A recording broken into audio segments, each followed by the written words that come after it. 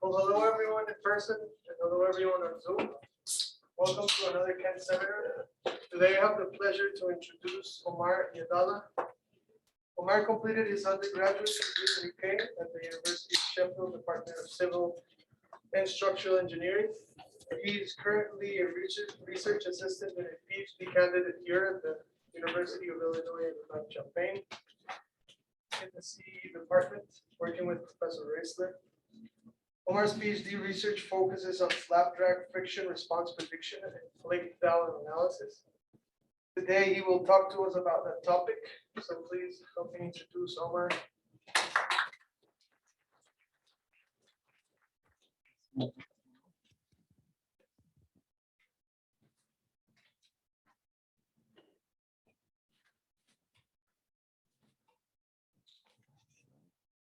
Hello, everyone. Thank you very much for being here in person and the people who are online. And thank you for allowing me to share my research. Today, I'm going to be talking about dowel analysis, specifically non-prismatic plate dowel analysis. In the presentation, I'm going to first talk a bit about what dowels do in concrete rigid pavements. I'm going to talk about the different dowel types and the conventional method of analyzing dowel behavior and sort of used to sort of predict dowel responses, the freebird analysis method. And then I'm going to talk about non-prismatic plate dowel testing that was conducted by a manufacturer, a sponsor. And then I'm going to be talking about 2D and 3D finite element modeling and simulations of these tests, which hopefully will help us update the way we design these dowels. And finally, I'm going to talk about the limitations of the 1D and 2D finite element models and simulations used to sort of predict dowel responses. And at the end, I'm going to suggest some updates to the freebird method, which is the dowel analysis method conventionally used.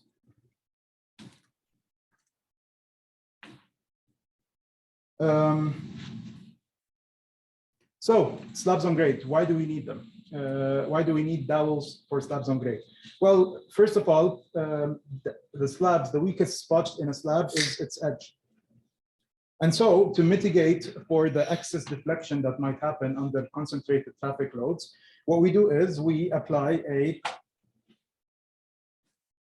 we place some dowels that are not supposed to that are not supposed to hold these slabs from moving away from one another, but they're supposed to just transfer the vertical load from one side to the other. And in this way, we can maintain these slabs to live for a longer period by enhancing the load transfer efficiency, long-term load transfer efficiency of these slabs, and not allow for faulting to occur. The challenges, though, to dowel use are several. There are several challenges. The first one is corrosion, and to mitigate that, what people did is they started epoxying these steel dowels to extend their lives. And then to avoid the adhesion of these dowels, is basically when the concrete and the steel become fused together. And the problem with the concrete and the steel becoming fused together is that this defeats the purpose of jointing of concrete slabs. The reason why we join concrete slabs is to allow them to move freely when they contract and expand under under sort of seasonal weather condition changes. And so one of the main challenges is to make sure that these dowels aren't restraining what the joints are supposed to avoid. And to avoid that, sometimes people place pockets on these dowels to make sure that there is no adhesion whatsoever between the slab and the rebar and the dowel rebar. The third challenge is, well, if you're going to be using the dowel pockets, you want to make sure that these dowel pockets aren't too wide, such that the deflection under the concentrated load still remains high. Joint offset. Many times we presume that the place where the joints are going to be cut or sawn is going to be at a specific location, and so we place these dowels at these certain locations. Now, there is research, a lot of research suggests, particularly by the NCHRP 637 support.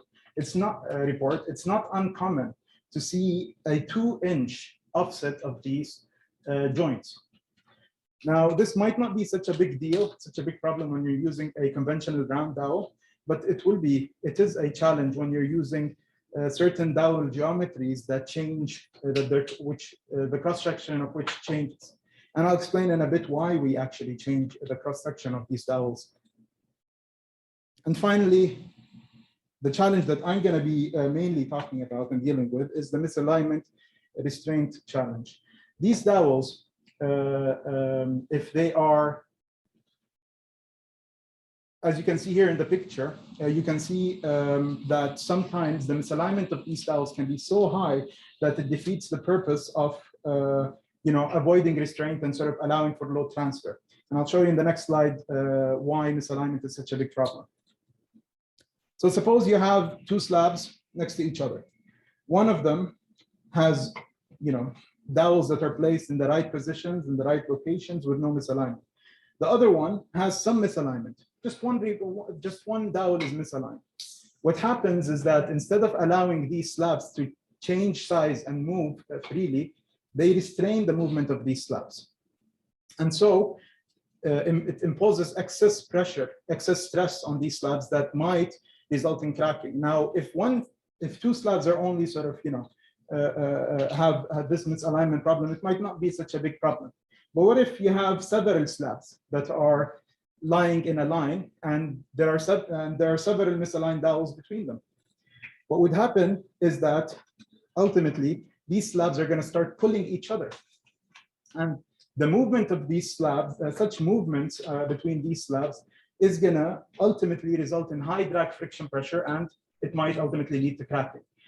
If not, then it's going to lead to excess joint widths at certain locations that will affect traffic and ultimately lead to pop-ups and other sorts of stresses.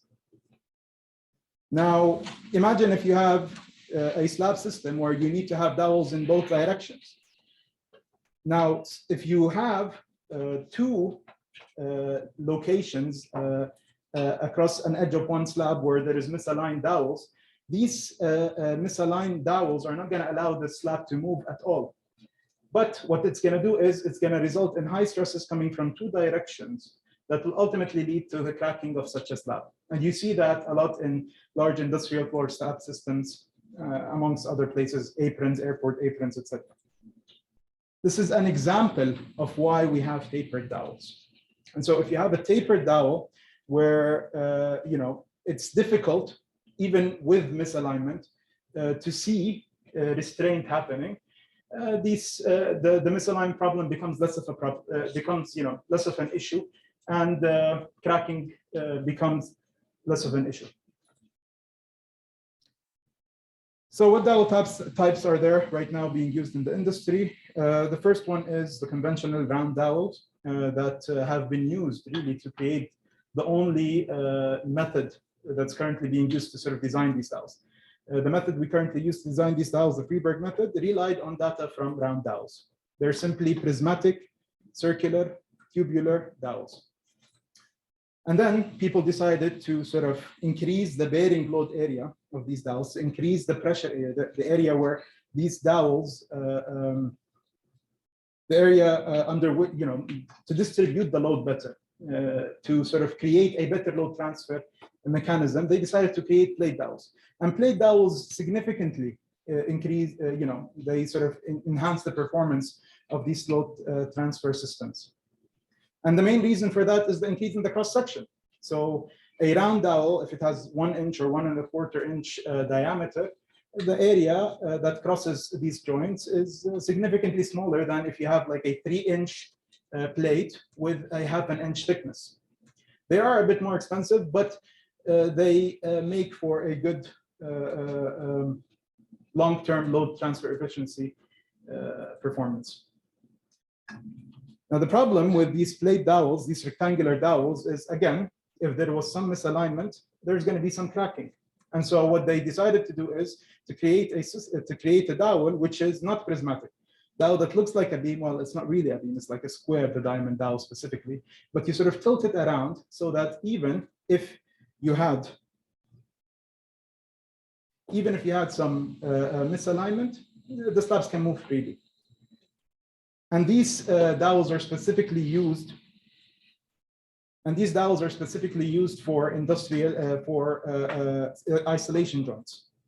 Now, simpler ones that will cost less are the trapezoid dowels. These trapezoid dowels, they basically have one end, which is wider than the other end, and they cross these joints, and they are even placed in opposite directions next to one another, so that if there was an offset in the joint, one dowel will be at the wide end and the other dowel will be at the shorter end.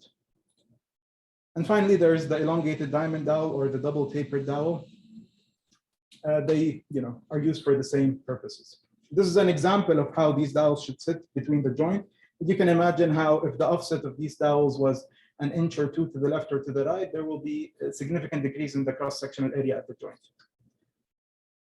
So the freebird method, what Freeberg did in the 1940s was he went to Timoshenko's beam equation, and he derived a solution for a beam, but it's not a simply supported beam, rather it's a beam on an elastic foundation. Others did that at the time, including Hitani, amongst sort of other people who sort of compiled equations for different scenarios of loading for beams on elastic foundations. And so this is a solution for a case where you have a beam which is supported by an elastic foundation with a gap in the middle. This gap is similar to the joint. It sort of makes up for the joint in a slab system. This equation is very similar to other equations we use in concrete slab designs. It has a parameter which is equivalent to the radius of relative stiffness and a K value. This K value is the K, this is like a K constant, the spring constant. Really, it's a modulus of dowel support. It's like the modulus of subgrade reaction. Now, the assumptions being made when deriving the Freeberg solution include a uniform cross-section assumption of the beam. So you're assuming that this beam has a uniform cross-section which doesn't change across its length. Also, they assume a Winkler elastic foundation.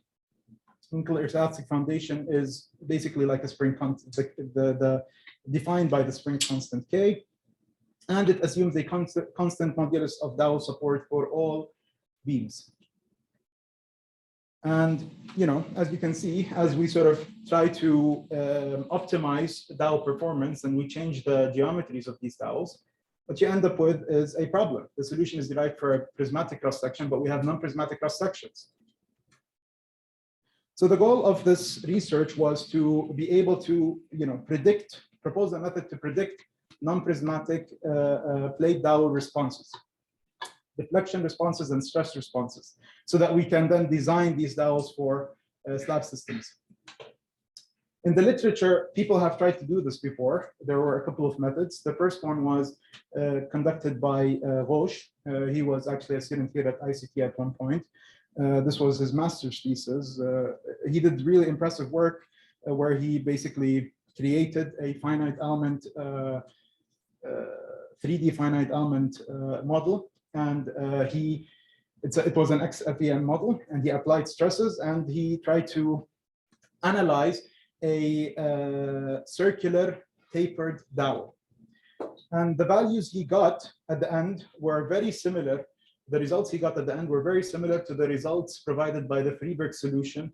The only problem, though, with his analysis is that, well, it wasn't experimentally validated, but also that he assumed a K value, a spring constant for the Freeberg equations.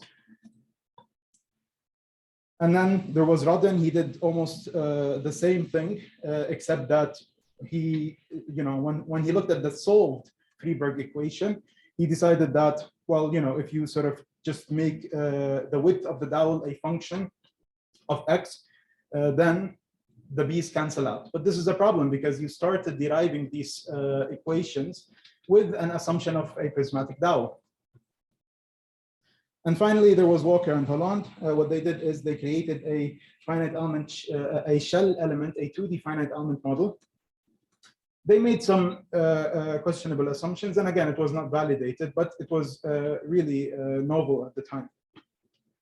So my research approach at the beginning, we thought, well, let's go back to the original analytical equations, the original beam bending equation, and try to derive a solution where you assume that the cross-section is changing across its length. Unfortunately, even though we sort of consulted some people and they had told us that there is no such solution, we tried to do it and, well, it didn't work. And so we moved on and we decided to try to copy Walker and Holland's work to sort of check how they did their model, to see where we might want to do it differently. And so we created a 2D finite element model. And then with the help of the commercial manufacturer, we ran a few experiments for these non-prismatic dowels. And then we created a 3D finite element model to sort of mimic these tests, simulate these tests, and try to get similar data outputs, in the hope that we can calibrate the original freebird equation for a simple way to design these dowels. So Walker and Holland, basically what they had is a diamond dowel. Basically what they had was they modeled a shell element diamond dowel. They just assumed that this diamond dowel will have no support in the center here across the joint. They only modeled half of it symmetric. They assumed symmetry. And they used a spring constant, which they assumed would be representative. It was 700,000. And they came up with an equivalency table comparing the round dowels to the diamond plate dowels using the finite element analysis. Now the problem, and this is sort of our reproduction of the data, and the problems with their model included the fact that, well, they applied the load right at the center of the dowel, which is not really how the freebird solution is solved. You should apply the load at the edge of the slab. The other problem is that once you assume symmetry, if you apply a 1-kip load at the center of the dowel, then really what's being applied is a 2-kip load. And we're not sure really if they sort of accounted for that or not. Finally, they used another problem was they used the von Mises contour stress. They used the von Mises stresses to sort of compare the performance of diamond dowels to round dowels. When we know that the biggest the most significant parameter, the most significant response in dowel analysis is the deflection, not the stresses. And finally, they assumed again the modulus of dowel support. And really, people assume moduli of dowel support for dowels that range from 500,000 to 1.5 million, which is a significant change. And so we kind of had to sort of run some experiments to try to back calculate a value that we can claim to be reasonable, reliable.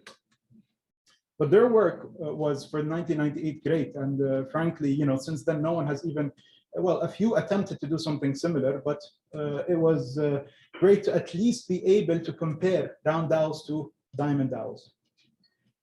So we decided to use two geometries to analyze in our 2D finite element models. Again, we created these 2D models before running the experiments just to get an idea of what numbers we should get. And in here, we calculated for a zero joint offset. We ran the models to get stresses and displacements. And as you can see, right at the center of this trapezoidal and elongated diamond dowel, right at the center, you have very similar deflections. Now the question is, once you offset, what kind of deflections are you going to get? And so the experiments that we ran were similar to the ones that are published in the NCHRP 637 report. And this is a sample of the data that you would get from the experiment. So just moving back a bit, what you have here is the dowel. This dowel is embedded in on one end only with in a concrete slab. And you have here an actuator that's pulling this dowel up.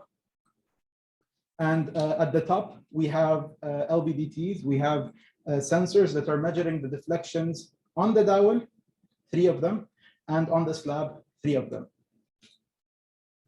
And so this is this is a sample of where this is an example of where sort of the different sensors were placed. These 2, 3, and 4 were placed on the actuator itself that's pulling the dowel, and this is the data that you get from such an experiment if you run it till the end until you break the dowel off from the concrete. Now, what we decided to do is to sort of use the data up to 2,000 pounds only, to limit, to make sure that we're using the data within the elastic range of the dowel and the concrete itself. And so if we actually, the 3 tests that were run for a 0 offset on a diamond dowel, the data that you get out of it at the different locations of the dowels, at the different offsets from sort of the dowel center. If you plot that, you get, deflection contours. And as you can see, it's not always exactly the same, but this is what comes with experiments. And the main reason for that is attributed to the fact that even though these dowels were supposed to be at 0 offset from the dowel, they were supposed to embed it at 0 offset from the dowel center, they weren't really. Some of them were embedded at ½ an inch off, some of them were at a ¼ inch off. But in general, this is good repeatable data.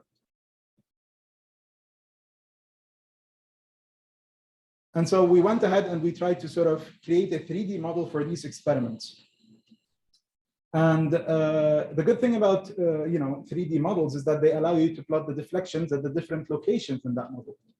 And so after creating that model, we managed to compare the data of the deflection of the dowel. In here, the yellow curve is the deflection on the dowel, and the blue one is the deflection on the top, on the surface of the concrete slab. And the other 3 lines, test 1, 2, and 3, is the experimental results, outputs for a 2,000-pound force. In the other diagram in here, we plotted the stress on the top surface of the dowel. And the spring constant, K, or the modulus of dowel support, as we call it when it comes to this problem, is nothing but the stress being applied on the surface divided by the deflection on that surface. And so we managed then to back calculate a K value for the different dowel types and the different offsets, offset locations from the dowel joint, used by subtracting the deflection of the dowel, subtracting from it the deflection of the concrete to get only the compressed deflection of the concrete, and we divided it by the stress. And we got a value that is almost 1.7 million. Now, this value needs further analysis to sort of confirm it. We want to see whether or not this value makes sense. Now, is this entirely scientific? No. Neither is the K scientific, as in like, is this like an analytical method of sort of deriving a solution for dowels that are embedded between 2 concrete slabs? No. But the reason why people have used the K value and the freebird solution is because it gives you a quick solution, a simple solution.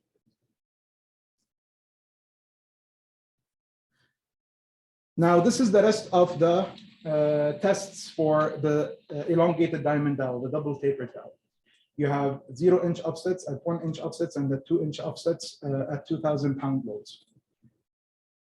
And then here you have the averages of these 3 tests per offset. And as you can see in here, the averages show a trend. The one with 0 offset, where there's the larger cross section, you have less deflection than the one at 1-inch offset and the one at 2 inches offset. And this is the outcome of the 3 3D FEM simulations. The lower one, where you have the least amount of deflection, is the one for the elongated diamond dowel with no offset. The middle one at 1 inch, and the top one is at 3 inches. This is the average test data for the 0 offset compared to the finite element data. This is the average data for the 1-inch offset compared to the finite element data. And this is the average data for the 3-inch offsets compared to the finite element data. And the same way we used before to calculate, back calculate K values was conducted for the 2 geometries at all the different offsets. And what we found out is that the K values were very similar. And so at this point, it seems like the main parameter, the main sort of parameter that sort of can indicate performance of these different dowels is not their geometry per se, but the amount of steel at the cross section, the amount of steel at the joint, the cross sectional area of these dowels at the joint.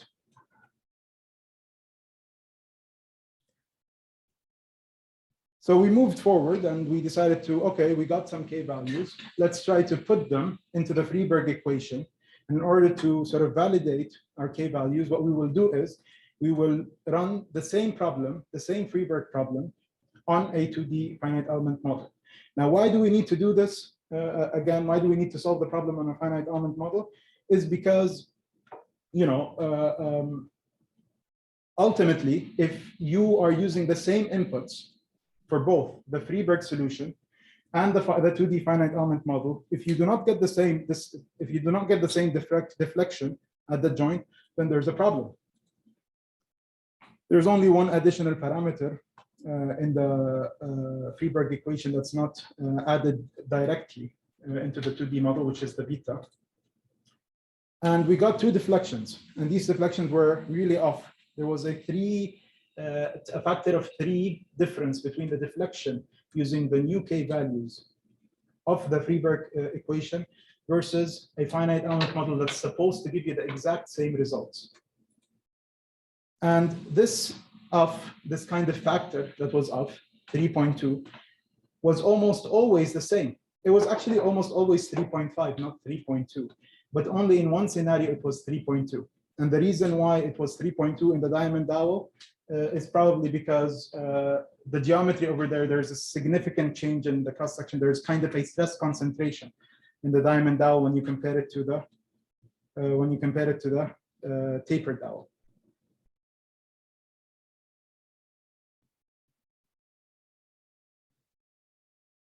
And so we looked back to the 2D model and we thought, what is the problem? Why is the 2D model not providing us with the exact same results as the freeburg solution? And the reason is probably because the assumptions made by the freeburg solution are too severe. They're too, you know, we're basically assuming that the concrete slab in which these dowels are embedded is infinite in size.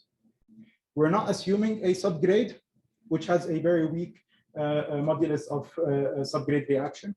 And we're assuming also that the dowel is only sitting on the concrete and it's not embedded on the concrete, embedded within the concrete. And so, you know, we went back and we recreated 3D finite element models, this time not of the test experiment, but of an actual dowel, round dowel, sitting between two slabs, where we can sort of get the deflections again of the dowel and of the slab and get the stresses in the dowel. And we realized at this point, and the research is not done, but we realized that if we are going to be using the freeburg equation, what we need to do is to derive K values that are similar to the ones you would get from an FWD test. But it has to have the right boundary conditions. You have to assume the right boundary conditions to sort of get a K value that the freeburg can then simply simulate. And so these boundary conditions, we believe, are the joint width, the slab thickness, the subgrade support, the concrete and steel material properties, and the slab's planar symmetry boundary conditions. So basically, whether or not you simulate these slabs to be infinite in their planar size or not. And so to summarize, what we did was we created some 2D finite element models, and we realized that we cannot use the data coming out of the 2D finite element models to estimate K values that are representative for the different dowels. And the reason for that is, well, the 2D finite element model assumes that this dowel is sitting on a concrete slab that is infinite in size. 2, we ran some tests with the help of the sort of commercial manufacturer, and we managed to validate our 3D finite element model using these tests. And we found, at least, this is a sort of primary result, primary outcome, we found that the geometry of the dowel does not matter as much in terms of sort of the performance of these dowels, as much as the location, as much as the cross section of the dowel at the joint. And finally, we're back to the first question. How are we going to be able to use the simple freebird equation to predict the performance of the different new dowels? And the solution is going to be a combination of fine FWD data for these specific dowel geometries that validates our new 3D finite element model, which models a dowel which is embedded in both sides in concrete, which is embedded in two adjacent slabs in concrete. Yeah, I would like to thank, of course, my advisor for the help of this research, John DeSantis for the help with the finite element modeling, Diab Abarida as well, and the industrial manufacturers for running these tests. Thank you all, and yeah, let me know if you have some questions. I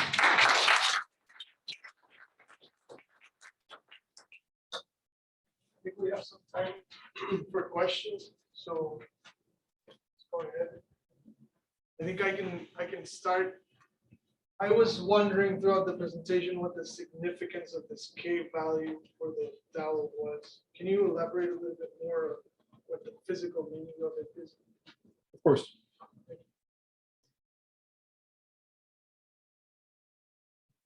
So the K value is nothing but sort of a constant where if you apply a pressure on an object, it assumes that there is a linear relationship between the pressure being applied on the object and the deflection that will appear below this object. And so really what Freeberg did at the beginning is he said, okay, let's simplify the problem. Let's not look at the dowel embedded in two adjacent slabs in concrete. Let's look at the dowel, which is sitting on a solid that's infinite in depth. And let's say we apply a pressure on the dowel. How much will it go down? And that experiment that we do, and once we run that experiment, we are going to extract a value which assumes that, well, if I apply 1,000 kip load, then 1,000 pound force load, then you will get like 1 inch of deflection. And you can then extrapolate that. Now, is this physically representative of what's actually happening? No, it's not. But it's a very good, quick way of analyzing the performance of these dowels when we know that these dowels are only going to be loaded within a certain range of loads. It's not going to sort of, reach a, you're not going to get to a point where the applied load is going to reach non-elastic stresses in the concrete or in the non-elastic deflection, the concrete or in the dowel. And so, yeah, I hope this answers your question. Now, the reason why we're trying to go back and find the K value is because, if you are going to be designing these new dowels, you're not going to go and create a 3D finite element model to sort of assess the performance of the different dowel geometries. What you want is a number. You want a K value that you can put into an equation and to guess to predict the deflections of these different dowel options that you have, dowel geometries that you have. Thank you. Well, I did have a follow-up there. Why going back to the Freiberg equation? Is it there something else, or is it because it's adequate enough and it's practical that you want? So first, I think it's adequate enough. The question is, how do we make it adequate enough? We make it adequate enough by sort of getting constants, K constants, that are reliable, that you can use for the different geometries, for each geometry at each joint offset location. Now, why are we sticking to it though? Well, because people in the industry, people who design, they're not gonna sort of, look into your elaborate finite element model and say, okay, let's run this every single time we want to design a dowel system. And the fact of the matter is the Freeberg equation is still the one put in all design codes when it comes to dowel design. And this is not going to change anytime soon. We have a question. Yes, I'm going to read that one. So there is a question on Zoom from Sutraban. He says, great work, Omar. 2 questions. Do you think K value is also a function of spacing between dowels in a slab? Is it a material property or a geometric property? You want to answer this one before I go to the second one?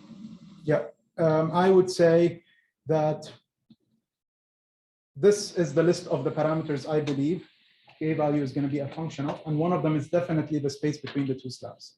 The joint size is a significant parameter when it comes to deriving a K-value that's representative for the different dowels. Now, is it a material property or is it what's the other one? Yeah, is it a material property or a geometric property? It is neither. It is an empirical parameter. You run experiments, you run simulations, you get a parameter that you believe will represent the amount of deflection of the dowel at that location for that geometry, for that material, for these boundary conditions, and you use it to predict responses. I'm sorry to repeat, but I think he said, is it a function of the spacing between dowels, not the spacing between the slabs? Thank you for actually correcting me. This is a very good question. And frankly, we didn't look into that. It is definitely at some point, going to be a function of the spacing between the dowels. The question is, when are the dowels far from each other enough that it stops being a function of the distance between the dowels? And some people have done some work on that. And I think that this should be one of the next steps when it comes to back calculating K values, because really some of the designs of these dowels relies on the distance between these dowels, like the tapered dowel, which has which shrinks in one direction only. They basically, when they lay them down, they lay one in where the wide end would be to the left, and then the one next to it where the wide end would be to the right. And the reason why they would do that is because they say, well, if there's an offset, then at least one of these dowels is going to be at the narrow edge and the other one will be at the wide edge. Now the question is this necessary? Does it make any difference at all, given that we space these dowels at 18 inches or not? I don't know. Yeah. And he continues, work at the University of Pittsburgh has shown that K-value changes with time due to dowel slotting or concrete degradation. How would you be able to account for this with FWD data?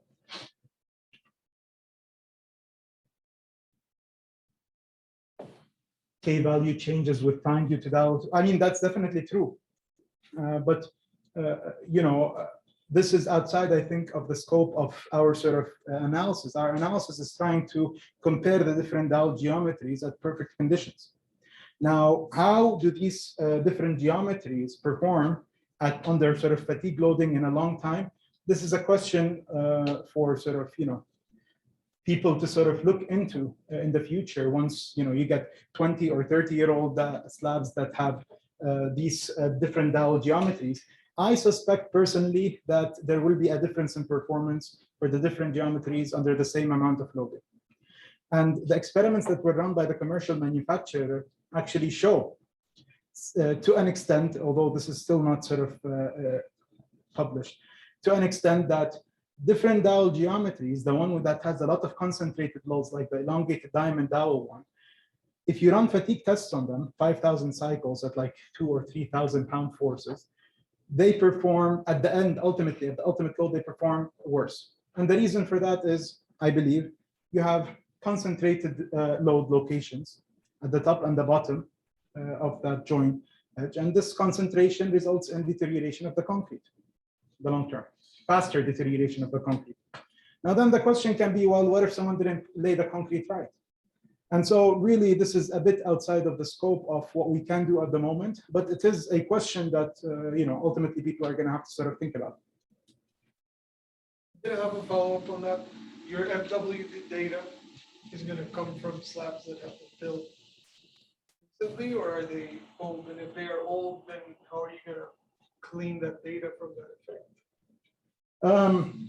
I mean, this is also another good question, but frankly, there's no one right now who wants to run these tests.